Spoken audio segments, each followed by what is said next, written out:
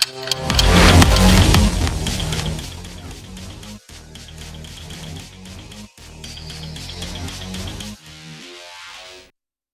நேயர்களே, சிந்தனை களம் நிகழ்ச்சிக்கு உங்கள் அனைவரையும் அன்புடன் வரவேற்கிறோம். சென்னையில் நடைபெற்று முடிந்திருக்கிற அந்த வான் சாகச கண்காட்சி என்பது மிக பிரம்மாண்டமான ஒரு வரவேற்பை பெற்றிருக்கிறது. எதிர்பார்த்ததற்கும் ஏகப்பட்ட மக்கள் அதில் பங்கேற்றிருக்கிறார்கள். நேரடியாக கிட்டத்தட்ட ஒரு 15 லட்சம் பேர் பார்வையிட்டு இருக்கிறார்கள் என்கிற செய்திகள் எல்லாம் இருக்கிறது. டெல்லியை மையமாக வைத்தே இந்த நிகழ்ச்சி என்பது இதுவரை நடத்தப்பட்டது. ஆனால் கடந்த 3 ஆண்டுகளுக்கு முன்பாகத்தான் அலகாபாத்தில், அதாவது பிரயாக்ராஜ் என்று பெயர் மாற்றம் செய்யப்பட்டிருக்கிறது, சண்டிகரில் நடைபெற்றிருக்கிறது. அதற்கு பிறகு சென்னையில், அங்குவெல்லாம் 1 லட்சத்திற்கும் குறைவான மக்களே பார்த்திருந்தார்கள் என்கிற செய்திகள் எல்லாம் இருக்கிற போது, தமிழ்நாட்டில் சென்னையில் 15 லட்சம் பேர் பார்வையிட்டிருக்கிறார்கள்.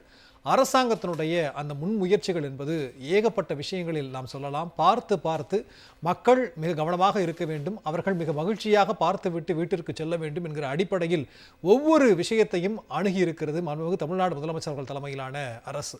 ஆனால் இந்த 15 லட்சம் பேர் கூடியிருக்கிறார்கள் என்கிற போது, மீண்டும் அவர்கள் வீட்டுக்கு திரும்புகிற போது எதிர்பாராத ஒரு ஏகப்பட்ட வெயில், உச்சி வெயிலில் அவர்கள் 2 மணி நேரம் நின்றிருந்த அந்த காரணத்தினால் ஒரு 4-5 பேர் இறக்கக்கூடிய ஒரு சூழல் உருவாகி இருக்கிறது.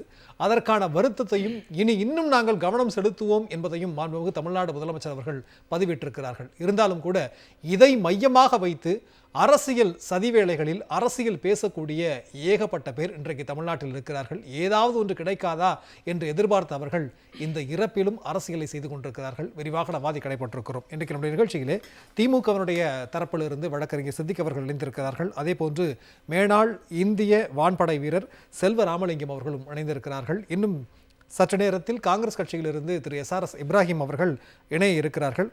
அதற்கு முன்பாக மாண்புமிகு திரு மா சுப்பிரமணியன் அவர்கள், மருத்துவம் மற்றும் மக்கள் நல்வாழ்வுத்துறையினுடைய அமைச்சர், அவர் தொலைபேசி வாயிலாக நம்முடன் இணைந்திருக்கிறார். நாம் பேசலாம். சார் வணக்கம். வணக்கம் சார் வணக்கம். ஆனால் நேற்றைக்கு நடந்துவிட்ட அந்த நிகழ்ச்சி அப்படிங்கிறது வரலாற்றை பதிவு செய்யக்கூடிய ஒன்று. ஆனால் நாம் பதில் சொல்ல வேண்டிய இக்கட்டான சூழலுக்கு வந்திருக்கிறோமே, உங்களுடைய கருத்து எப்படி சார் இருக்கு? இந்திய விமானப்படை 1932ஆம் ஆண்டு அக்டோபர் 8ஆம் தேதி தொடங்கப்பட்டிருக்கு. அது தொடங்கி ஒரு 92 வருஷம் நிறைவு அடைஞ்சு 93ஆவது வருஷத்துல அடி எடுத்து வைக்கிறத ஒரு பெரிய நிகழ்ச்சியா அவங்க நடத்துறதுன்னு முடிவெடுத்து சென்னையை தேர்ந்தெடுத்திருக்காங்க. பொதுவா இந்த நிகழ்ச்சி என்பது இந்திய விமானப்படையின் கட்டமைப்பை உலகுக்கு உணர்த்தும் நிகழ்ச்சின்னு கூட சொல்லலாம். பொதுவா நம்ம கையில் இருக்கிற ராணுவ கட்டமைப்பு, விமானப்படை கட்டமைப்பு இதெல்லாம் எப்படி இருக்குங்கிறத வெளிநாடுகளுக்கு, வெளி உலகத்திற்கு தெரிவிக்கிற ஒரு அற்புதமான நிகழ்ச்சியா கூட இதை எடுத்துக்கலாம். சோ டோட்டலாவே இது ஒரு இந்திய அளவில் ஒவ்வொரு இந்தியனும் பெருமைப்படத்தக்க ஒரு விஷயம் தான். குறிப்பா பாத்தீங்கன்னா, அந்த ரஃபேலுங்கிற ஒரு விமானம் தஞ்சாவூர்ல இருந்து கிளம்பி 20 நிமிஷத்துல சென்னையை கிராஸ் பண்ணுது. அந்த அளவுக்கு ஸ்பீடு. இது எல்லாமே நம்ம வெளி உலகத்துக்கு உணர்த்த வேண்டிய செய்திகள். சாகசம்னா ஏதோ ஒரு பொழுதுபோக்குங்கிறதையும் தாண்டி இந்தியர்களுக்கான இந்தியர்கள் பெருமைப்படுற அளவுக்கு இந்த பாதுகாப்பு விஷயங்களில் நாம் எந்த அளவுக்கு கட்டமைப்பை பெற்றிருக்கிறோம் என்பது குறித்து பெருமைப்பட்டுக் கொள்கிற ஒரு விஷயம். இதுல இப்ப இந்த அடிப்படை வசதிகள் முழுக்கவே இந்திய விமானப்படை எதெல்லாம் தமிழ்நாடு அரசுக்கு சொன்னாங்களோ அதெல்லாமே சீஃப் செக்ரட்டரி தலைமையில 2 முறை கூட்டம் போட்டு எல்லா வசதியும் பண்ணி கொடுத்திருக்காங்க. இப்ப மருத்துவத்துறையை பொறுத்த வரைக்கும் பாத்தீங்கன்னா ஒரு 2 இடத்துல மெடிக்கல் டீமுங்க, 44 இடத்துல ஆம்புலன்ஸ், எல்லாத்தையும் தாண்டி சென்னையில ஒரு பெரிய மருத்துவ கட்டமைப்பு என்னன்னா, மெரினா இந்த நிகழ்ச்சி நடக்கிறதுக்கு ஒரு 400-300 மீட்டர்லயே ஓமந்தூரார் மெடிக்கல் காலேஜ் ஹாஸ்பிட்டல் இருக்கு. அதுல இருந்து ஒரு 150 மீட்டர்ல போனோம்னா ஓமந்தூரார் பன்னோக்கு மருத்துவமனை இருக்கு. இந்த பக்கத்துல ஒரு 2 கிலோமீட்டர்ல வந்தோம்னா ராஜீவ்காந்தி அரசு பொது மருத்துவமனை, ஒரு 4 கிலோமீட்டர் கிராஸ் பண்ணோம்னா ஸ்டான்லி அரசு மருத்துவமனை, ராயப்பேட்டா மருத்துவமனை ஒரு 2 கிலோமீட்டர்ல. இந்த மாதிரி இவ்வளவு பெரிய மருத்துவ கட்டமைப்புகள், ஆயிரக்கணக்கான படுக்கைகள் கொண்ட மருத்துவமனைகள், ஒவ்வொன்றத்திலே 2000-3000 படுக்கைகள் கொண்ட மருத்துவமனைகள். அவங்க இந்திய விமானப்படை சொன்னது ஒரு 100 படுக்கைகள் தயார் நிலையில் இருக்குன்னாங்க. ராஜீவ்காந்தியை பொறுத்தவரை 100 படுக்கைகள், 60 மருத்துவர்கள், 20 தீவிர சிகிச்சை பிரிவு படுக்கைகள் என்று தயார் நிலையில் இருந்தது. இப்ப ஒரு 5 தோழர்கள் இறந்திருக்காங்க. இந்த 5 பேரை பொறுத்தவரை எல்லாமே இப்போ போஸ்ட் மார்டம் ரிப்போர்ட் இப்பதான் கொஞ்ச நேரத்துக்கு முன்னாடி அதை ஃபாலோ பண்ணிட்டு இருந்தோம். இந்த ஹீட் ஸ்ட்ரோக்ல தான் இவங்க எல்லாமே இறந்திருக்காங்கிற மாதிரி தகவல் சொல்றாங்க. ஆக இந்த வெப்ப தாக்கம் தான் இப்ப இவளுடைய உயிரிழப்புக்கு காரணமா இருக்கு. 15 லட்சம் பேர் ஒரே இடத்தில் கூடினார்கள். காவல்துறை இவர்களை சமாளிக்க தவறிவிட்டது என்பதெல்லாம் பொய். ஏன்னா ஒரு இடத்துல கூட இவங்க எந்த இடத்துலயும் நெரிசல் காரணமாவோ முண்டி அடிச்சோ ஒருத்தர் மேல ஒருத்தர் விழுந்து அந்த மாதிரி எங்கேயும் இறக்கல. இவங்க எல்லாமே ஹீட் ஸ்ட்ரோக். இப்போ இந்த நிகழ்ச்சி நடத்துறப்ப கூட இந்த இந்திய விமானப்படை என்ன தகவல் சொன்னாங்கன்னா, இந்த நிகழ்ச்சிக்கு வர்றவங்க, இந்த சாகசத்தை பார்க்க நேர்ல வர்றவங்க அத்தனை பேரும் தொப்பி அணிஞ்சுன்னு வரணும், கண்ணாடி போட்டுன்னு வரணும், குடிக்க தண்ணி எடுத்துட்டு வரணும், இந்த மாதிரி குடை எடுத்துட்டு வரணும், இந்த மாதிரி சொன்னாங்க. பாதுகாப்பு உபகரணங்களா குடை, தொப்பி, கண்ணாடி, தண்ணி இதெல்லாம் எடுத்துட்டு வரணும்னு சொன்னாங்க. அந்த மாதிரி எடுத்துட்டு வந்தவங்களுக்கு எந்த பாதிப்பும் இல்லை. 15 லட்சம் பேர் கலந்துக்குன்னு இருக்காங்க. இதுல இந்த 5 உயிரிழப்புகள் என்பது உண்மையிலேயே நாமும் வருந்தக்கூடிய ஒன்று. இதுக்கு எந்த விதமான சமாதானம் சொன்னாலும், ஏன்னா ஒரு மனித உயிர் என்பது விலை மதிப்பற்ற ஒன்று, இதற்கு சமாதானங்கள் சொல்வது என்பது பொருத்தமான காரியமாக இருக்காது. என்றாலும் கூட இதை எதிர்க்கட்சிகள் அரசியல் செய்வதுதான் வேடிக்கையாக இருக்கிறது. இப்ப வடநாடுகளாக இருந்தாலும் சரி, அல்லது தென் மாநிலங்களாக இருந்தாலும் சரி, தொடர்ந்து பல்வேறு ஆன்மீக நிகழ்ச்சிகளில் எவ்வளவு உயிரிழப்புகள். இப்ப அவங்க எல்லாமே கவனக்குறைவா அந்த நிகழ்ச்சிகளை கையாண்டாங்க, கவனக்குறைவா பண்ணாங்கன்னு நம்ம அரசியல் பண்ண முடியுமா? அது மாதிரி முடியாது. இது ஒரு தேசிய அளவிலான ஒரு நிகழ்ச்சி. அவங்க இங்க நடத்துறாங்க. மாநிலம் அவங்களுக்கு என்ன, தமிழ்நாடு எந்த வகையில் மாண்புமிகு தமிழ்நாட்டின் முதலமைச்சர் அவர்கள் எந்தெந்த வகையில் அவர்களுக்கு உதவ வேண்டுமோ அது எல்லாமே அவங்க சொன்ன காரியத்தை 100% கூடுதலாவே செஞ்சு கொடுத்திருக்காங்க. இப்ப யாரும் இந்திய விமானப்படையை சேர்ந்த அதிகாரிகள் யாரும் இப்போ நாங்க தமிழ்நாடு அரசிடம் இந்த கோரிக்கைகளை எல்லாம் வைத்தோம், அவர்கள் இதில் குறை வைத்தார்கள் என்று யாரும் சொல்லவில்லை. குறை வைத்தார்கள் என்று சொல்பவர்கள் வெளியில் இருப்பவர்கள். இவங்களுக்கு அதுல என்ன நடந்ததுன்னே தெரியாது. இது வரைக்கும் 102 பேர் ராஜீவ்காந்தி அரசு மருத்துவமனையில், ராயப்பேட்டை அரசு மருத்துவமனையில், ஓமந்தூரார் மருத்துவமனையில் அனுமதிக்கப்பட்டார்கள். இதுல இந்த 5 பேர் பிராட் டெட் என்று சொல்லக்கூடிய வகையில் இறந்தே மருத்துவமனைகளுக்கு வந்தவர்கள். இதுல இந்த 102 பேருமே நேற்றுக்கு நைட்டு பெரும்பகுதியானவங்க டிஸ்சார்ஜ் ஆயிட்டாங்க. 7 பேர் மட்டும் தான் இருந்தாங்க. அதுல 2 பேர் ராஜீவ்காந்தி மருத்துவமனை. அந்த 2 பேரை பாத்தீங்கன்னா ஒருத்தருக்கு ஃபிட்ஸ் வருது, இன்னொருத்தருக்கு குடல் இறக்க நோய்.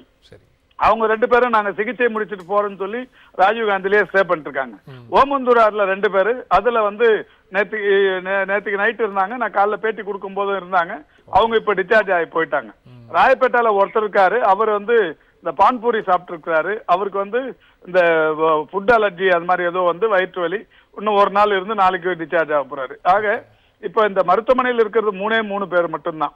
இந்த 3 பேர் மட்டும்தான் இப்ப மருத்துவமனையில் இருக்காங்க. அது வேற நோய்கள் பாதிப்புகள் இருக்காங்க, ஸ்டேபிளா இருக்காங்க, எந்த பிரச்சனையும் இல்லை. இந்த 5 உயிரிழப்புகள் என்பது உண்மையிலேயே மாண்புமிகு தமிழ்நாட்டின் முதலமைச்சர் அவர்கள் சொல்லியிருப்பதை போல இந்த மாதிரியான ஒரு விஷயங்களும் கூட எதிர்காலத்தில் நடக்காத வண்ணம் நாங்கள் பார்த்துக் கொள்வோம் என்று சொல்லியிருக்கிறார்கள். அந்த வகையில் இந்த அரசு முழு கவனத்துடன் பல்வேறு நிகழ்ச்சிகளை ஒருங்கிணைத்தது.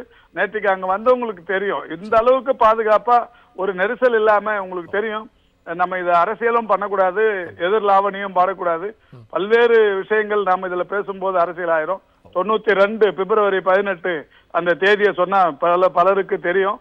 அந்த தேதியில நடந்தது தமிழ்நாட்டில் நடந்த ஒரு சோக சம்பவம், 60 உயிர்கள் பாதிப்புக்கான இந்த சம்பவம். இதை நான் வெளிப்படையாக அரசியலாக பேசவில்லை. என்றாலும் கூட தமிழ்நாடு அரசு இன்றைக்கு முழு முக்கியத்துவம் தந்து முழு அளவில் பல்வேறு விஷயங்களை இதில் முன்னெடுத்திருக்கிறது. நிச்சயமா சார். அதாவது இப்போ இதுல அவங்க சில பேர் வைக்கிற குற்றச்சாட்டு என்பது பாதுகாப்பு பணிகள்லாம் இருந்தது, அதெல்லாம் மாற்று கருத்து இல்லை. மயக்கமுட்டு விழுறாங்க. நீங்க சொன்னீங்க இந்த சென்னையில் இருக்கக்கூடிய கட்டமைப்பு, மருத்துவ கட்டமைப்பு வேற எங்கேயுமே இல்லைங்கிறதும் ஏற்றுக்கொள்ளக்கூடிய ஒன்றுதான். ஆனா மருத்துவமனைக்கு கொண்டு போகிற அந்த நேரம் அப்படிங்கிறது காலதாமதமாகிருச்சு அப்படின்னு ஒரு விமர்சனத்தை வைக்கிறாங்களே சார். இல்ல அந்த மாதிரி இறந்து அழைச்சிட்டு வந்தவங்க தான் இந்த 5 பேருமே. மருத்துவமனைக்கு ஒருத்தருமே இறக்கல. இது அதாவது விஷயமே தெரியாம பேசுறதுதான். நிறைய பேர் என்ன சொல்றாங்க, இன்னமும் 200 பேர் ஹாஸ்பிட்டல் இருக்கிறதா சொல்றாங்க. இப்ப வரைக்கும் ஹாஸ்பிட்டல் இருக்கிறது 3 பேர் தான். ராஜீவ்காந்தில 2 பேரு, ராயப்பேட்டால ஒருத்தர். இன்னைக்கு கூட சாயந்தரம் நிறைய தலைவர்கள் பேட்டி பார்த்தேன் நானு, 200 பேருக்கு மேல மருத்துவமனையில் இருக்கிறாங்க. அது மாதிரி தகவல் தெரிந்து கொள்ளாமலேயே ஒரு பதட்டத்தை உருவாக்குற வகையில் பேட்டிகள் கொடுப்பது என்பது தவிர்க்கப்பட வேண்டிய ஒன்று. ஏன்னா இது நான் ஏற்கனவே சொன்ன மாதிரி ஒவ்வொரு இந்தியனும் பெருமைப்பட்டுக் கொள்கிற ஒரு நிகழ்வு. இதை சாகசம் அல்லது ஒரு பொழுதுபோக்கு இது எல்லாத்தையும் கடந்து இந்த மாதிரி பார்வையிலையும் அதை பார்க்கணும். நிச்சயமா சார், நிறைய பணிகளை செய்திருக்கிறோம். ஆனா அதையும் கடந்து அரசியல் காழ்ப்புணர்ச்சியின் காரணமாக இப்படியான குற்றச்சாட்டு வைக்கிறாங்கன்னு சொல்றீங்க. இணைப்புல உங்களோட கருத்துக்களை பகிர்ந்து கொண்டதற்கு நன்றி சார். நன்றி.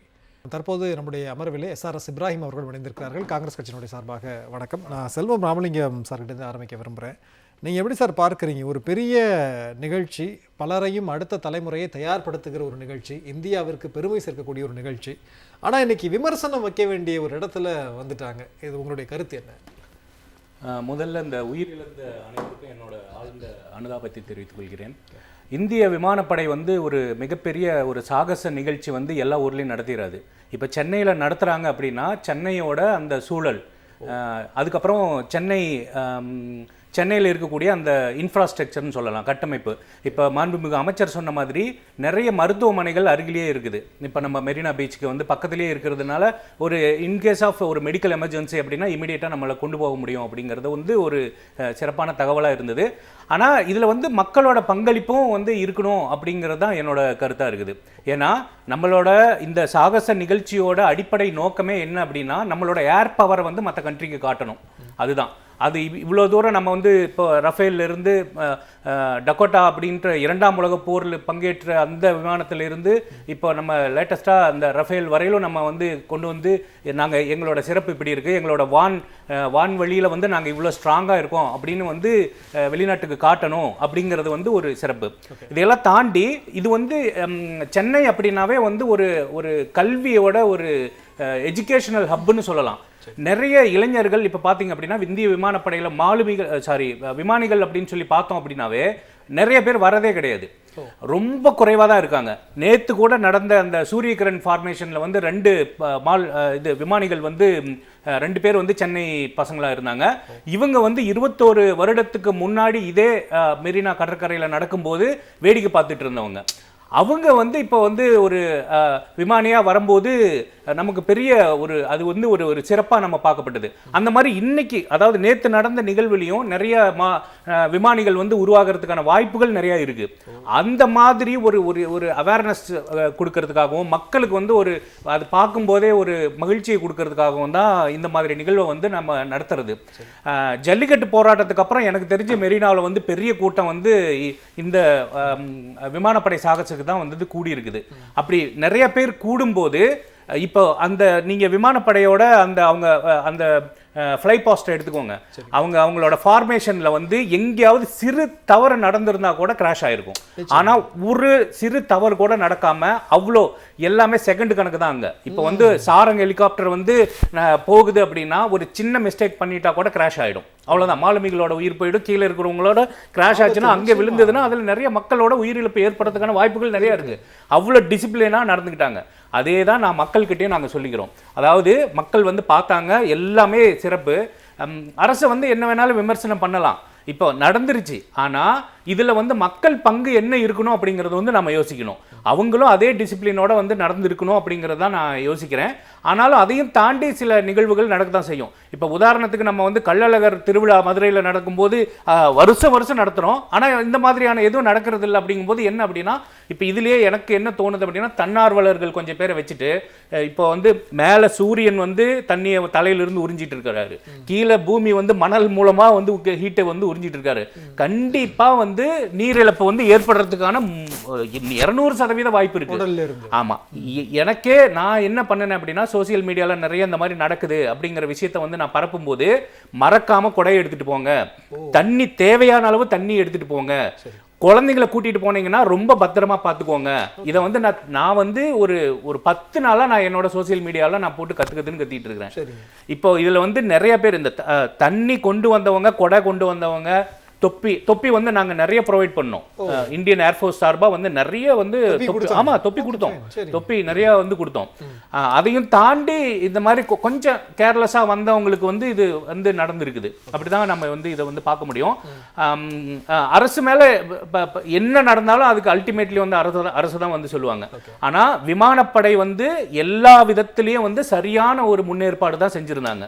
விமானப்படை வந்து இதுல வந்து ரொம்ப ரொம்ப ரொம்ப ஏன்னா முக்கியமா வைக்க வேண்டியது சார், நீங்க சொன்னீங்க அரசும் அது மக்களும் வந்து இன்னும் கொஞ்சம் பொறுப்புணர்வோடு இருக்கணுங்கிறதா. முதலமைச்சர் அவர்களும் கூட முழுதா மறுக்கல, அவ்வளவு ஏற்பாடுகள் பண்ணியிருந்தோம், பட் ஃபியூச்சர்ல இன்னும் நாங்க வந்து ரொம்ப கவனமா இருப்போம் அப்படின்னு ரொம்ப அழகா வந்து சொல்லியிருக்கிறாங்க. இப்போ அமைச்சர் அவர்கள் பேசும்போது ஒன்று சொன்னாங்க, ஐஏஎஃப் இந்தியன் ஏர்ஃபோர்ஸ் வந்து என்ன கேட்டாங்களோ அதை நாங்க ரொம்ப சரியா பண்ணியிருக்கிறோம். இன்னும் சொல்ல போனா முதலமைச்சர் சொன்னாங்க அவங்க இன்னும் 500னா நாங்க 1000 இந்த மாதிரி தான் நாங்க எக்ஸ்ட்ரா பண்ணியிருக்கிறோம். அந்த இடத்துல எந்த கேப்பாவது இருக்கிறதா நீங்க எதுவும் நினைக்கிறீங்களா? கண்டிப்பா கிடையாது.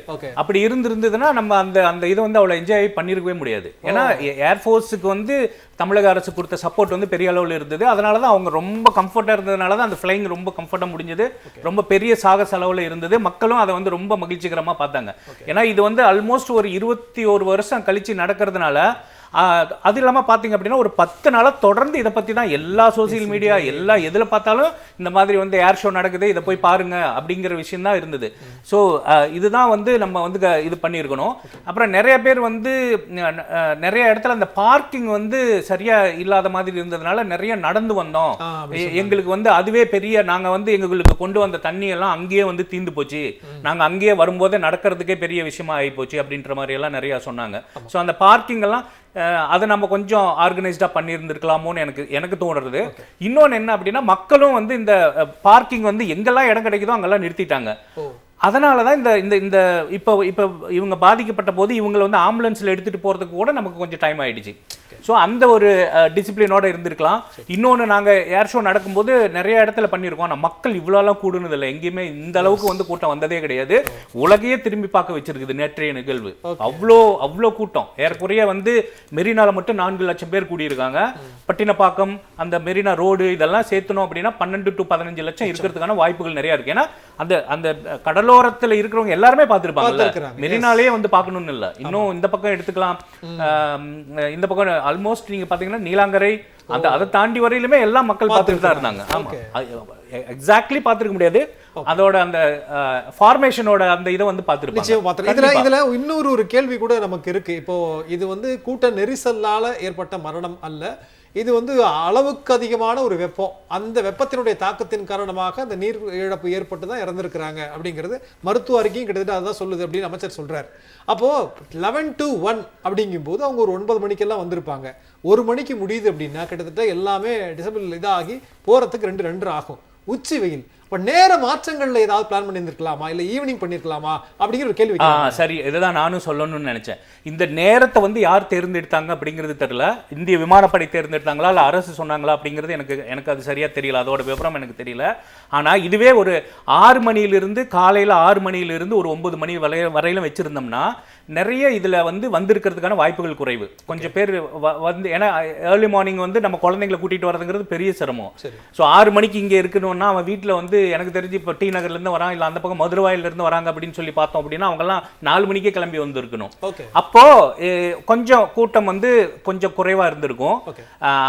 அந்த சமயத்தில் சூஸ் பண்ணும்போது நம்ம விசிபிள் பார்க்கறதுக்கு ஏதாவது சிக்கல் இல்ல இருக்காது. ஏர்லி மார்னிங் அதாவது ஏர்லி மார்னிங் நிறைய வந்து ஃப்ளை எல்லாம் பண்ணியிருக்கோம் நாங்கள். ஆக்சுவலி ஏர்கிராஃப்ட் எல்லாம் நிறைய வந்து அது வந்து ஏர்லி மார்னிங் ஏர்லி பார்ட்டி அப்படின்னு சொல்லுவோம். இந்த ஏர்லி மார்னிங் ஃப்ளைங் எல்லாம் நிறையவே பண்ணியிருக்கு. அதுல ஒரு சிக்கலுமே கிடையாது. ஆமா, நம்ம சென்னை மாதிரியான ஒரு தட்பவெப்ப நிலைக்கு வந்து பிரச்சனையே கிடையாது. இப்போ இதுவே வந்து ஒரு நார்த் இந்தியா அப்படின்னு சொன்னோம்னா சம்டைம்ஸ் அது வந்து திடீர்னு வந்து ஒரு மாதிரி கிளவுட் ஃபார்ம் ஆயிடும். அப்போ வந்து ஃப்ளைங்க்கு வந்து அவங்களுக்கு விசிபிலிட்டி இருக்காது, அப்போ பறக்க முடியாதுன்னு சொல்லலாம். ஸோ சென்னையில் வந்து இந்த 6 to 9 வச்சிருந்தாங்க அப்படின்னா பீஸ்ஃபுல்லா இருந்திருக்கும் அப்படிங்கிற மாதிரி எனக்கு வந்து தோணுது. நிச்சயமா இல்ல, அது அந்த கேள்வி நிறைய பேருக்கு இருக்கு. பட் ஆனா என்னோட ஒரு புரிதல் என்னன்னா அவங்க ஏர்ஃபோர்ஸ் கேட்டிருக்கிறாங்க, நிச்சயமா டிசைட் பண்ணது அவங்களா தான் இருக்குங்கிற ஒரு புரிதல். இதுல வந்து மாநில அரசாங்கம் எப்படி தலையிட முடியுங்கிறது எனக்கு தெரியல. நம்ம பேசுவோம், அடுத்த சுற்றுகளில் பேசலாம். சித்திக், அதாவது இந்த விஷயத்தை பொறுத்த வரைக்கும் 3 பார்ட்டா நான் பேசணும் அப்படின்னு நினைக்கிறேன். முதல்ல இதை அரசு எப்படி தமிழக அரசு கையாண்டது, விமானப்படையினுடைய பொறுப்பு என்ன, மற்ற இடங்களில் நடந்திருக்கக்கூடிய நிகழ்வுகளினுடைய தொகுப்பு என்ன. முதல்ல 15 லட்சம் பேர் கூடியிருக்கக்கூடிய இந்த நிகழ்ச்சியை தமிழ்நாடு அரசு மிகச் சிறப்பாக கையாண்டிருக்கு.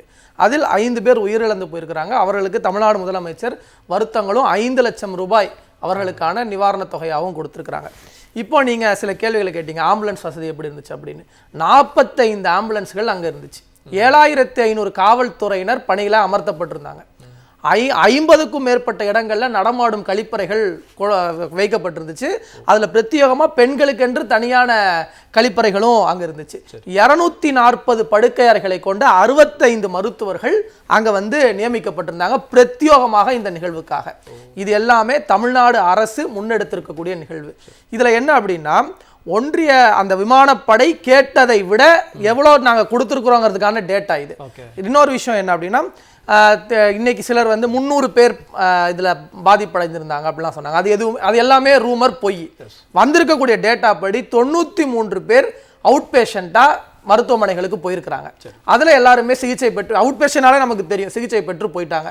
கிட்டத்தட்ட ஒரு 4 பேர் உள்நோயாளிகளாக அனுமதிக்கப்பட்டிருக்கிறாங்க. அவங்கள இப்போ மீதம் இருப்பது 2 பேர் மட்டும்தான். மற்ற 2 பேர் வெளியே போயிட்டாங்க. அவங்களுக்கான சிகிச்சை முடிஞ்சிச்சு. இவங்க அத்தனை பேத்துக்குமான நோக்கம், அவங்க அட்மிட் பண்ணப்பட்ட ரீசன் என்ன அப்படின்னு சொல்லி பார்க்கும்போது, அந்த மிகப்பெரிய அளவில் இருந்த சூரியனுடைய அந்த தாக்கமும் அங்கிருந்த அந்த சன் ஸ்ட்ரோக் அப்படின்னு சொல்லக்கூடிய அளவில் வெப்ப தாக்கம் தான் அந்த நிகழ்வுக்கு காரணமாக இருந்திருக்கு. இப்போ இன்றைக்கு 5 பேர் உயிரிழந்திருக்கிறாங்க. அவர்களுக்கு நம்முடைய வருத்தத்தை தெரிவிச்சுக்கிறோம். ஆனால் கூட்ட நெரிசலில் உயிரிழப்பதற்கும் வெப்ப தாக்கத்தில் உயிரிழப்பதற்கும் வித்தியாசம் இருக்கு. இப்போ இன்னைக்கு கேள்வி கேட்கக்கூடியவர்களுக்கு ஒன்றிய பாஜக அரசு ஆளுகின்ற மாநிலத்தில் கூட்ட நெரிசலில் உயிரிழந்தவர்களுடைய பட்டியல் இருக்கு.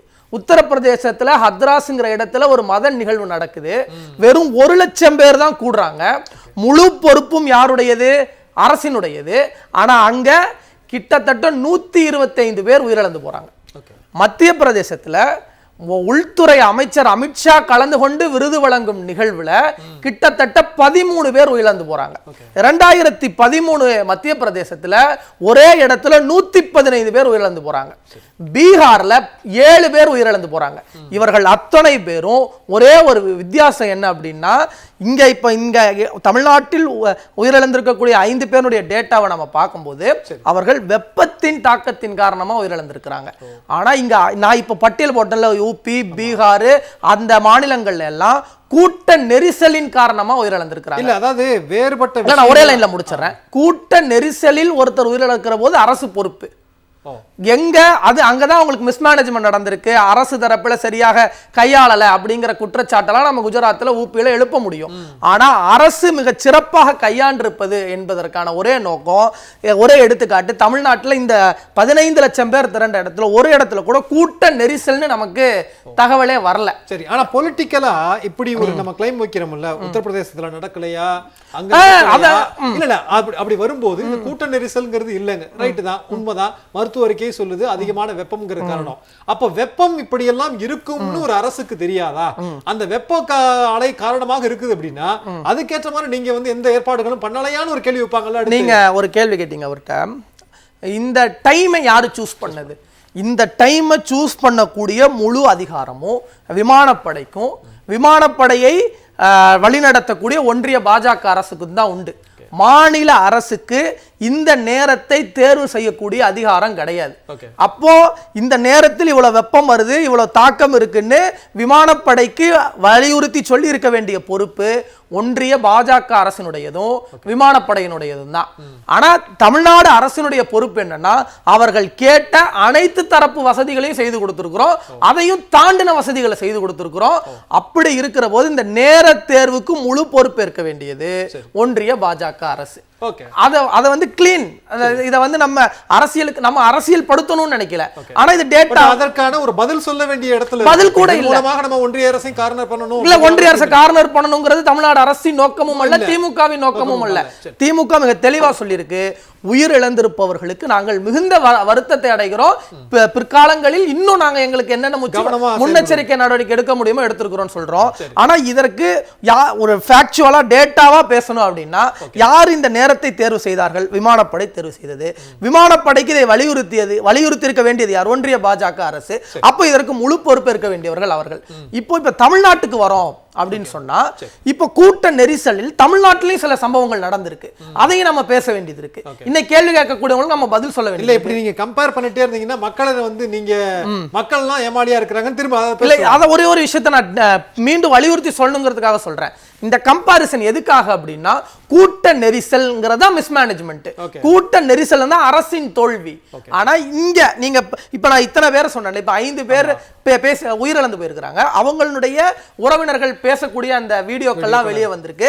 அதுல நிறைய பேர் குறிப்பிட்டு சொல்றாங்க, எங்களை வந்து பேருந்து நிறுத்தத்துல விட்டுட்டு என்னுடைய கணவர் வந்து வாகனத்தை எடுக்க போகிற நேரத்துல தான் அவருக்கு வந்து, அப்ப பேருந்து நிறுத்தத்துல நிறுத்தி எடுக்க போகிற வரைக்கும் அவருக்கு அந்த இடத்துல நார்மலான ஒரு ஃபெசிலிட்டிஸ் 2 hours பார்த்திருக்காரு, அங்க நின்னு பார்த்திருக்காரு, ஃபெசிலிட்டிஸ் இருந்திருக்கு. அப்போ அந்த இடத்துல நமக்கு மிக தெளிவா தெரியுது. இப்போ நமக்கு போஸ்ட்மார்ட்டம் ரிப்போர்ட்டே வந்திருக்கு, நமக்கு சன்னினுடைய ஹீட் தான் அதிகம், வெப்பத்தாக்கம் தான் அதிகம் அப்படிங்கிற விஷயங்கள்லாம் நமக்கு வந்திருக்கு. இது வந்து ஒரு இதை நீங்க ஏன் அரசின் மேல சொல்லக்கூடாதுங்கிறதுக்காக நான் சொல்றேன்.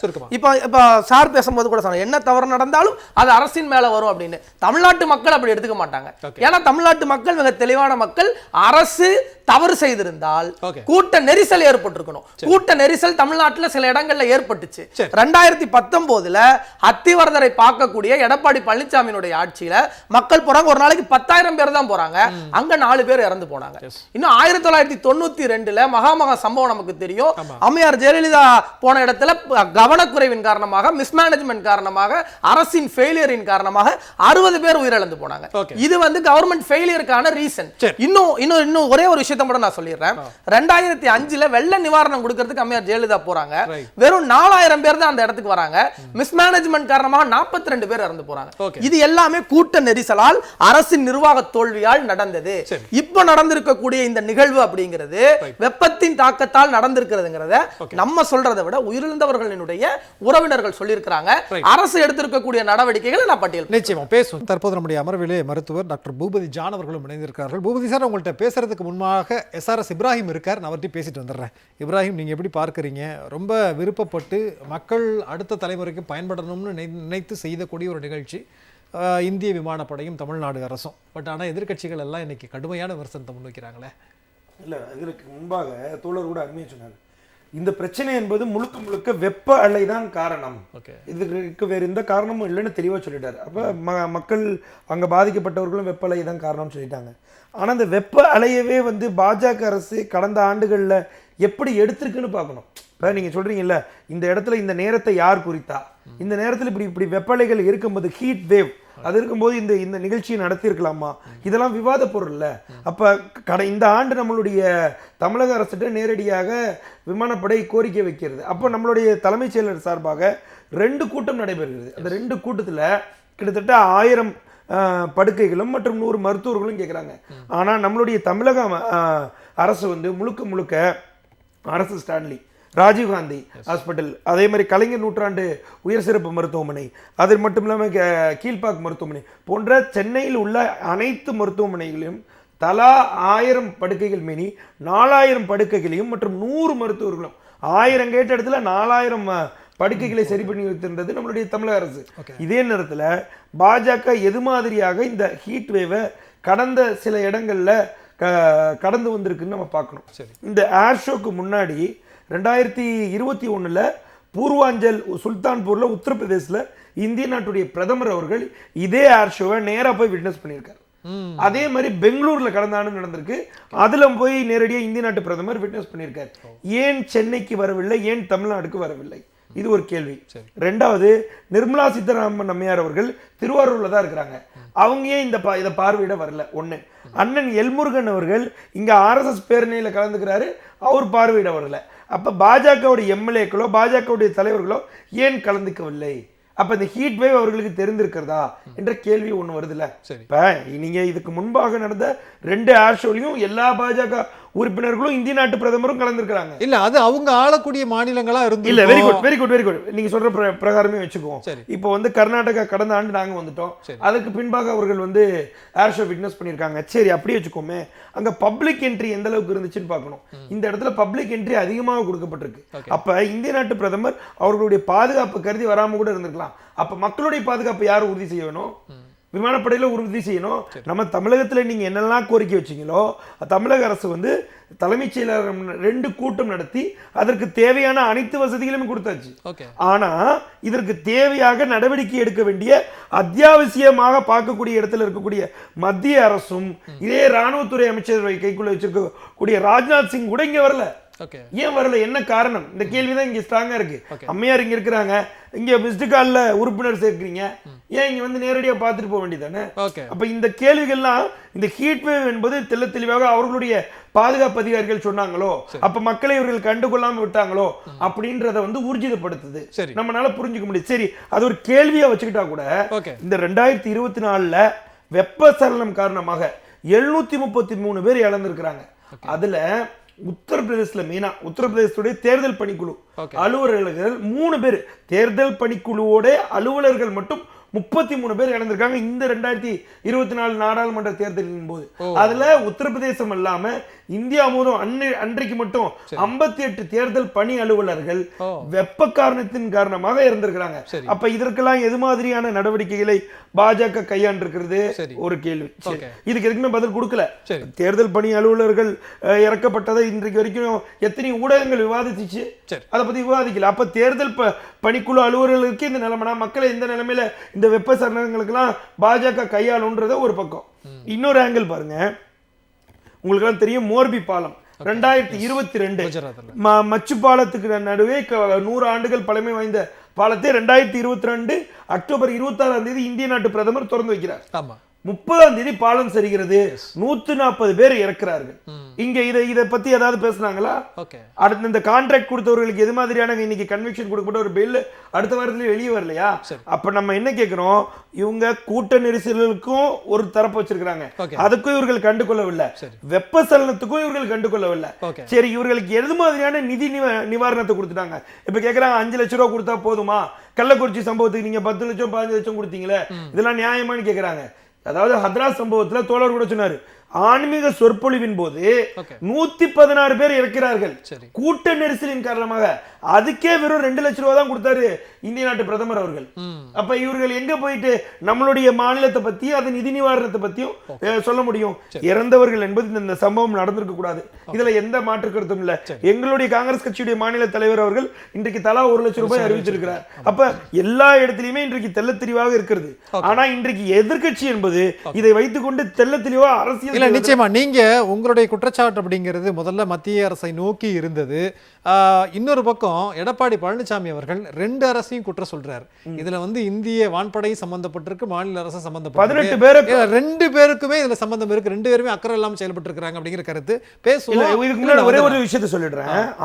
அம்மையார் ஜெயலலிதா அவர்கள் ஏப்ரல் 16 2000 அவங்க விருதாச்சலத்துல ஒரு கூட்டம் போடுறாங்க. அதுல 2 பேர் கூட்ட நெரிசல் இறக்குறாங்க. சரி, அதெல்லாம் விட்டுருங்க. 18 பேரை துப்பாக்கி சூடு நடத்திட்டு டிவியில பார்த்தேன்னு சொன்னவர் தானே இவரு. கண்டிப்பா கேட்கறதுக்கு என்ன நிறைய உதாரணங்கள் நம்ம சொல்ல முடியும், பேசுவோம். பூபதி சான் சார், கடைசியில எங்க நிக்குது அப்படின்னா 15 லட்சம் பேர் கூடியிருக்கக்கூடிய ஒரு கூட்டம், பொதுமக்களுக்கான முன் அறிவிப்புகள் நிறைய இருக்கு, நீங்க கூட கொண்டு வரணும், வாட்டர் பாட்டில் கொண்டு வரணும் அப்படிங்கிறது. இப்ப கூட்ட நெரிசல் அல்ல, வெயிலினால் ஏற்பட்ட இழப்புங்கிற. அப்போ ஒரு வெயில் அதிகமாக கடுமையாக தாக்குகிற போது அதில் ஒரு 2.5 மணி நேரம் நம்ம நிற்கிறோங்க போது உயிரிழப்பு ஏற்படுறதுக்கு வாய்ப்பு இருக்கா? மருத்துவ ரீதியா அவங்களுடைய பார்வை. கண்டிப்பாக. அதாவது இப்ப வரக்கூடிய காலங்கள்ல வெப்பத்தினால் உலகம் முழுவதும் அதிகமான உயிரிழப்புகள் நடக்கிறது. ஏன்னா மத்திய அரசும் சரி, மாநில அரசும் சரி, உலக சுகாதார அமைப்பு என்ன சொல்லுது அப்படின்னா, வெப்பத்தினால, அதாவது ஹீட் ஸ்ட்ரோக், அதனால இருக்கக்கூடிய உயிரிழப்புகள் அதிகமாக இருக்குது, கவனமா நீங்க இருக்கணும். வெப்ப காலங்கள்ல வயதானவர்கள் வெளியில அவ்வளவா வரக்கூடாது. 2வது குறிப்பிட்ட டைம்ல தான் வரணும். அப்படி நீங்க வெளியே வந்தாலும் நீங்கள் குடை பிடிச்சுக்கணும். 2வது தண்ணீர் அதிகமா இருக்கணும்.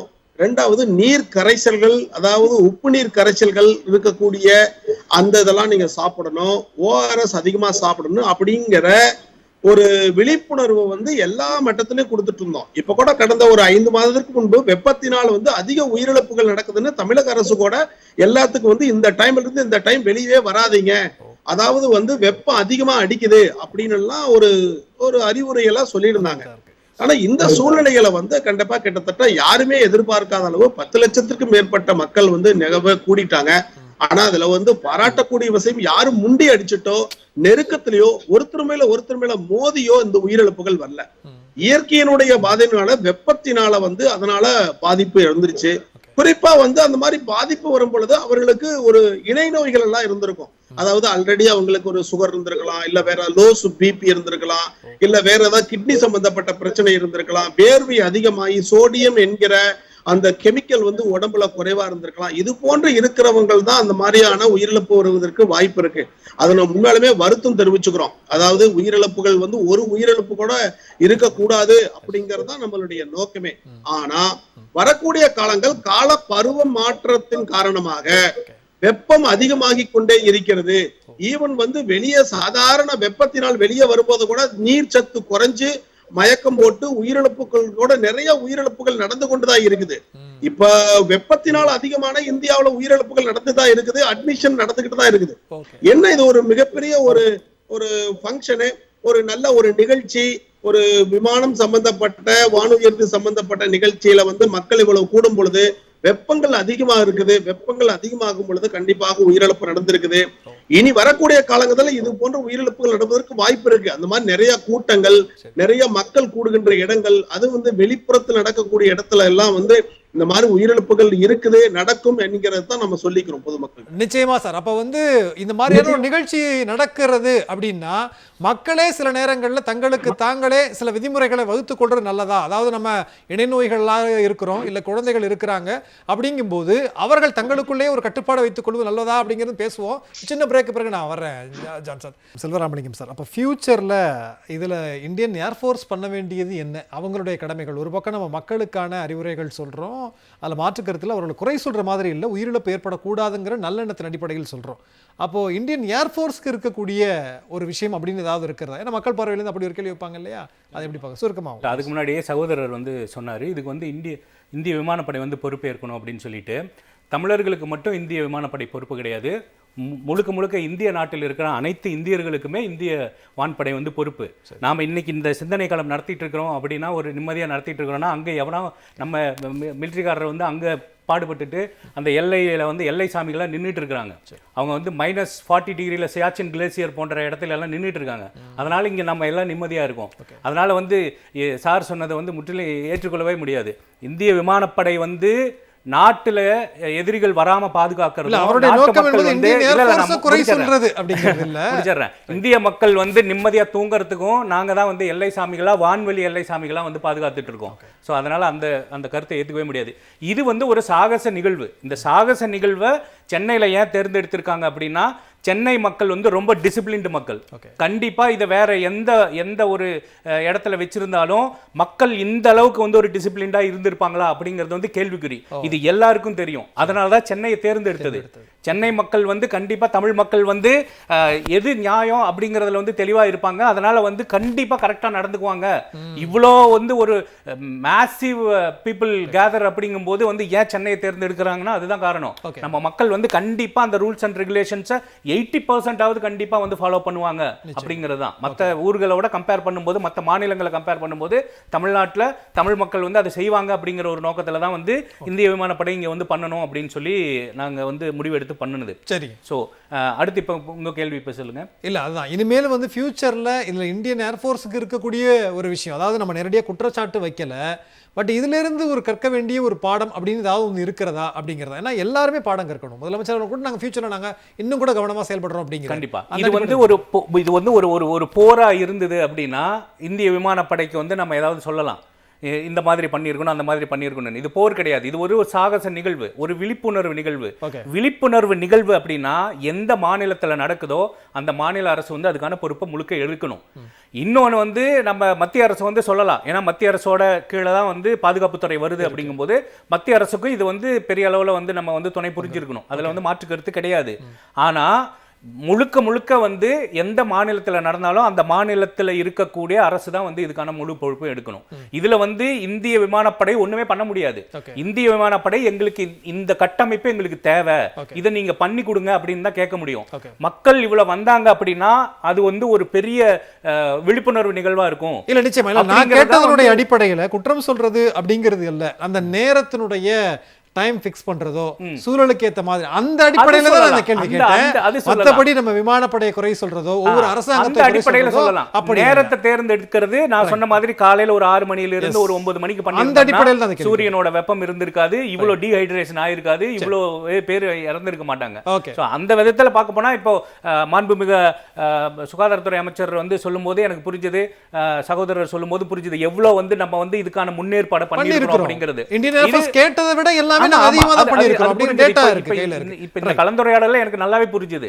இந்த விதத்துல பார்க்க போனா அது மக்கள் இன்னும் கொஞ்சம் கவனத்துடன் இருந்திருக்கணும் அப்படிங்கறதான் சித்திக். அதாவது இதுல இன்னொரு கம்பேரிசன் வைக்கிறாங்க. மாநில அரசாங்கம் அதாவது வந்து ஃபார்முலா 4 நடத்தினாலோ இல்லை செஸ் ஒலிம்பியாட் நடத்தினாலோ கூடுதல் கவனம் வந்து வைக்கிறீங்க. ஆனால் இது ஒன்றிய அரசினுடைய நிகழ்ச்சிங்கிறதுனால நீங்கள் கூடுதல் கவனம் வைக்கலையான்னு அவங்க ஒரு பொலிட்டிக்கல் வியூ வைக்கிறாங்க. கேள்வி பெருசா இருக்கலாம், பதில் ரொம்ப சிறுசு. இதான் நான் பதிலாவே சொல்லணும்னு நினைச்சேன்.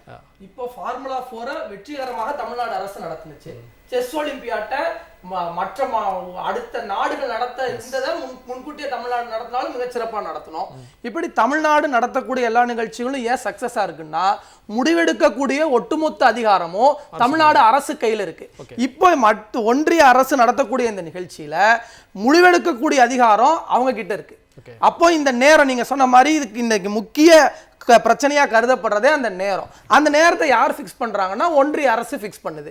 அப்போ ஒன்றிய அரசு முடிவெடுக்கக்கூடிய நிகழ்ச்சியில தவறு நடந்துச்சுன்னா அதுக்கு ஒன்றிய அரசு தான் பொறுப்பு. தமிழ்நாடு அரசு அவங்களுக்கு இருக்கக்கூடிய எல்லா கிரைட்டீரியாவும் நாங்க பெஸ்டா ஃபாலோ பண்ணியிருக்கோம். மருத்துவ வசதியா இருக்கட்டும், உட்கான கட்டமைப்பு வசதியா இருக்கட்டும், வாகன நெரிசலை குறைப்பதா இருக்கட்டும், பார்க்கிங் ஃபெசிலிட்டியா இருக்கட்டும், இந்த நிகழ்ச்சி எப்படி சிறப்பாக நடத்த முடியுமோ அந்த அளவுக்கு தமிழ்நாடு அரசு நடத்தியிருக்கு. அப்புறம் இன்னொரு கிளாரிஃபிகேஷன் சொல்லணும் அப்படின்னு நினைக்கிறேன். அதாவது பேசிய அனைவருடைய நோக்கமும் விமானப்படையின் மீது குறைசாடு வைக்கிறது அல்ல. அந்த டிசிஷன் மேக்கிங் அத்தாரிட்டிஸா இருக்கக்கூடிய ஒன்றிய பாஜக அரசு கிளைமேட்டிக் சேஞ்சை இவர்களுக்கு வலியுறுத்தி சொல்லி இருக்க வேண்டியது எல்லாமே அவங்களுடைய பொறுப்பு. அவங்க எப்படி எல்லாம் தவறுவாங்க அப்படின்னு சொல்லி பார்த்தா, காஷ்மீர்ல ஆளுநரா இருந்தவர் சொன்னார், இங்க வந்து தாக்குதல் நடக்க போகுதுன்னு நான் ஒன்றிய அரசு ராஜ்நாத் சிங் அவர்கள்ட்ட போய் நான் சொன்னேன். அது சாக்ஷி மாலிக்ங்கிறவர் சொன்னார், சத்யபால் மாலிக் சொன்னார், நான் வந்து போய் சொன்னேன். அவர் யாரு? காஷ்மீர் மாநிலத்தின் ஆளுநரா இருக்கிற போது இங்க வந்து ஒரு தாக்குதல் நடக்க போகுது அப்படின்னு நான் சொன்னேன். புல்வாமா தாக்குதல் நடக்க போகுது நான் போய் சொன்னேன். ஆனா அன்னைக்கு ஒன்றிய அரசு என்ன சொல்லிருச்சுன்னா அது நடக்கும்போது பாத்துக்கலாம், அமைதியா இருங்கிற மாதிரி சொல்லிட்டாங்க அப்படின்னு சொன்னார். அப்போ இந்த இடத்துல நம்முடைய நோக்கம் அந்த தாக்குதலில் களத்தில் நின்ற ராணுவத்தையோ விமானப்படையோ குறை சொல்றது அல்ல. அந்த முடிவெடுக்க வேண்டிய இடத்துல இருந்த ஒன்றிய அரசு எப்படி தவறு அதைத்தான் நம்ம சுட்டி காட்டுறோம். அதே மாதிரிதான் இந்த இடத்துல தவறு நடந்திருக்கிறது என்பது ஒன்றிய பாஜக அரசு மக்கள் நலன் சாராம நடந்திருக்கிறாங்க, அவர்கள் தவறி போயிருக்கிறாங்க சுட்டி காட்டுவதன் நோக்கம் தான் பாஜக அரசை குறிப்பிட்டு. இப்ராஹிம், அதாவது நேரடியா ஒன்றிய அரசின் மீது நீங்க குற்றச்சாட்டு வைக்கிறீங்க. ஒருவேளை பாஜக இங்க இருந்தாருன்னு அதை சொல்லுவார். 92வது வருட அந்த சிறப்பை கொண்டாடுற விதமா தான் இது நடந்தது. இத்தனை வருஷம் ஆட்சியில் இருந்த காங்கிரஸ் வெவ்வேறு மாநிலங்களில் நடத்தல, நாங்க சென்னையில் நடத்தினது குத்தமா, காங்கிரஸ் அரசு அதை செஞ்சுதா அப்படின்னு ஒரு கேள்வி வைப்பாங்க. அதுக்கு நம்ம என்ன பதில் சொல்ல போறோம்? 2 நிமிடத்திற்குள்ள ப்ளீஸ். அதாவது 92வது ஆண்டு கிட்ட கொண்டு வர வச்சதே காங்கிரஸ் அரசு தான். காங்கிரஸ் இல்லாம பாஜக 10 ஆண்டுகள் தான் ஆட்சியில இருக்கு. ஒண்ணு சகோதரர் கூட சொன்னாரு, விமானப்படையை நம்ம குறை சொல்ல முடியாதுன்னு. இதுல ஒரே ஒரு ஆங்கிள் தான் நம்ம சொல்றோம். என்ன சொல்றோம்னா, விமானப்படை ஒரு லிம்கா புத்தகத்துல இடம்பெறக்கூடிய அளவுக்கு ஒரு மாபெரும் ஷோவை நீங்க எந்த ஏற்பாடு பண்றீங்க, அதுக்கு வந்து நோக்கத்தை நீங்க ஒரு எய்ம் வைக்கிறீங்க. அப்ப எய்ம் வைக்கும் போது இந்த இன்ஸ்ட்ரக்ஷன் நீங்க வந்து ஸ்டாண்டிங் ஆபரேஷன் ப்ரொசீஜர்னு சொல்லுவாங்களே, SOP, அதை நீங்க தெளிவா கொடுத்துருக்கணும். என்ன கொடுத்துருக்கணும்னா, மாநில அரசிடம் நீங்க வந்து 1000 படுக்கைகள் தான் தேவைன்னீங்க, நாங்க 4000 படுக்கைகள் வச்சிருந்தோம். நீங்க 50 மருத்துவர்கள் தான் தேவைன்னு சொன்னீங்க, நாங்க 100 மருத்துவர்கள் வச்சிருந்தோம். அப்ப நீங்க என்ன பண்ணிருக்கணும், இந்த பாஜக அரசு ராணுவத்துறையை வச்சு கட்டுப்பாட்டுல வச்சிருக்கணும். மக்களை எப்படி வழி நடத்தி சொல்லணும், எந்த இடத்துல என்ட்ரி கொடுக்கணும், எந்த இடத்துல எக்ஸிட் கொடுக்கணும், எந்த இடத்துல கிரிட் லாக் வைக்கணும், இதெல்லாம் சரியா பண்ணக்கூடிய வேலையை பாஜக அரசும் அதை கைட் பண்ணக்கூடிய இடத்துல ராணுவத்துறையும் அதை சரியாக நடக்கிறதா என்பதை பார்க்கக்கூடிய இடத்துல விமானப்படை இருக்கு. அதனாலதான் அதை சொல்றோம், இதுக்கு பொறுப்பே இருக்கணும்னு. இதுக்கு காரணம் வந்து விமானப்படை நேரடியா இன்றைக்கு நாங்க விமானப்படை வந்து தோல்வி அடைஞ்சிருச்சு, இதுக்கு முழு காரணம் அப்படிதாங்க அப்படிலாம் சொல்ல முடியாது. அது வந்து முற்போக்கான பேச்சு. நான் என்ன சொல்றேன், இன்றைக்கு எல்லை காத்த வீரர்களாக நம்மளுடைய எல்லா ராணுவ வீரர்களும் இருக்கத்தான் செய்யறாங்க. சகோதரர் சொல்ல போனா புல்வாமா தாக்குதல்ல ராணுவ வீரர்களை மெச்சின போக்கில் விட்டது இந்த பாஜக அரசு. அப்ப அதை சுட்டி காட்டும் போது அதை யாரிடம் சுட்டி காட்டுவது? ஆளக்கூடிய பாஜக அரசையும் அந்த சார்ந்த அமைச்சகத்தை தானே சுட்டி காட்ட முடியும். கண்டிப்பா எந்த இடத்துல நீங்க தோல்வி விடுறீங்களோ அந்த இடத்துல தானே சுட்டி காட்ட முடியும். கண்டிப்பா நம்ம இப்ப தமிழ்நாடு அரசை பொறுத்த அளவுக்கு நீங்க என்ன கேட்டீங்களோ அதை விட நாங்க பெஸ்டா செய்திருக்கிறோம். ஆனால் இதை சரியாக நம்மளிடம் எப்படி இதை அணுக வேண்டும் என்பதை இந்த பாஜக மத்திய அரசு அணுகவில்லை. இதற்கு முன்பாக நடந்த 2 ஷேர் ஷோல அணுகி இருக்கிறாங்க, தமிழ்நாட மெச்சன போக்காதான் பார்த்திருக்காங்க என்பதை இவர்கள் யாரும் பங்கேற்காததன் மூலியமாக தெளிவாக தெரியும். ரைட், நம்ம பேசுவோம். பூபதிதான் சார், நான் ஏற்கனவே உங்கள்கிட்ட கேட்டதுதான். இப்போ இந்த மாதிரியான ஒரு மாஸ் கேதரிங் அப்படின்னு சொல்லி வரும்போது மக்கள் தங்களுக்குள்ள எடுக்கிறது, யாரையும் வராதிங்கன்னு சொல்றதுக்கான உரிமை இல்லை, வர வேண்டும், நேரில் பார்க்க வேண்டும்ங்கிறது ஒரு விருப்பம். இருந்தாலும் இப்படி ஒரு சிக்கல் இருக்கும்போது மக்கள் தாங்களே எப்படி தற்காத்துக் கொள்வதுங்கிற அடிப்படையில் இந்த கேள்வி வைக்கிறேன். ரொம்ப சுருக்கமான பதில் ப்ளீஸ், நேரம் இல்லை. கண்டிப்பாங்க. இப்ப இந்த மாதிரியான ஒரு பெரிய ஷோ நடக்குது, லட்சக்கணக்கான மக்கள் கூடுவாங்க, அதுவும் வெப்பத்துல நடக்குது, ரொம்ப சன் ரொம்ப அதிகமா இருக்கு, ரெண்டாவது கூட்ட நெரிசல் இருக்கு. இந்த மாதிரி சமயத்துல மக்கள் வந்து என்னன்னா வயதானவர்கள், ரெண்டாவது இணை நோய் உள்ளவர்கள், ரெண்டாவது ஏதாவது இந்த மயக்கம் அடிக்கடி வர்றவங்க, லோ பிபி வர்றவங்க எல்லாம் வந்து கொஞ்சம் அவாய்ட் பண்ணிக்கணும். இதை பாக்குறது வீட்லயே உட்காந்து டிவியில பார்த்தா ரொம்ப அற்புதமா தெரியும். அதெல்லாம் நேர்ல வாய்ப்புகள் கிடைச்சா போலாம். பட் இருந்தாலும் எல்லா விதமான பாதுகாப்போட போகணும். நிறைய வந்து ஓஆர்எஸ் எடுத்துக்கணும், குடம் வச்சுக்கணும், நிறைய வந்து ட்ரிங்க்ஸ் எல்லாம் கொஞ்சம் எடுத்து வச்சுக்கணும், குளிர்பானங்கள்லாம் எடுத்து வச்சுக்கணும். இது போன்ற எடுத்துக்கிட்டு தான் அவங்க போகணுமே ஒழிய குறிப்பா 60 வயதுக்கு மேலுள்ளவர்கள் எல்லாம் அவாய்ட் பண்ணிக்கலாம். ரெண்டாவது இணை நோய் உள்ளவர்கள் எல்லாம் அவாய்ட் பண்ணிக்கலாம். தற்காப்பு வசதிகள் எல்லாம் செஞ்சுக்கிட்டு தான் இது போகணும் அப்படிங்கிற ஒரு தாழ்மையான கருத்துக்கள் தான் சொல்றோம். இனி இது போன்ற வரக்கூடிய நிகழ்வுகள் வந்தா இன்னும் வந்து அரசு கவனம் செலுத்தி ஒரு உயிர் கூட பாதிப்பு இல்லாம சக்சஸ்ஃபுல்லா நடத்தக்கூடிய திறமையும் தகுதியும் தமிழக அரசுக்கு இருக்குது அப்படின்னு சொல்றேன். ரெண்டாவது சின்ன சின்ன விஷயத்துல எல்லாம் எடுத்துட்டு அரசியல் பண்ணி தன்னுடைய பெயர்கள் எல்லாத்தையும் வந்து கெடுக்கிற மாதிரி வச்சு கூடாது. நல்ல காரியத்தை எடுத்து வச்சு அரசியல் பண்ணி பார்க்கணும் அப்படிங்கறத நான் வந்து தாழ்மையா சொல்லிக்கிறேன். நிச்சயமா சார். அதாவது ஒட்டுமொத்தமா இது பார்க்கிற போது யாரையும் இதுல வந்து குறை சொல்வது அப்படிங்கிறதுக்கான நோக்கம் அல்ல. உயிரிழந்த அந்த 5 பேருடைய அந்த உறவினர்களுக்கும் மிகப்பெரிய ஒரு அனுதாபங்கள், அவங்களுடைய அந்த துக்கத்துல நம்மளும் பங்கேற்கிறோம். இருந்தாலும் இது ஒரு கூட்டு பொறுப்பு என்பதை தான் நம்ம வந்து உணர முடிகிறது. அதுல கூடுதல் கவனம் செலுத்துவோம்னு முதலமைச்சர் அவர்கள் சொல்லியிருக்கிறாங்க. அவர் மறுக்கல. இது எல்லாருக்குமான ஒரு பொறுப்பாக இருக்கிறது. நிச்சயமாக இன்னொரு முறை முதலமைச்சர் அவர்கள் இப்படியான விஷயத்தில் நடக்க விட மாட்டாங்க. எல்லாருடைய சப்போர்ட்டும் அதற்கு தேவை அப்படிங்கிறதா. நிகழ்ச்சியில் பங்குண்ட விருந்தினர் அத்தனை பேருக்கும் மிக்க நன்றி. மீண்டும் நிகழ்ச்சியில் சந்திக்கலாம். நன்றி, வணக்கம்.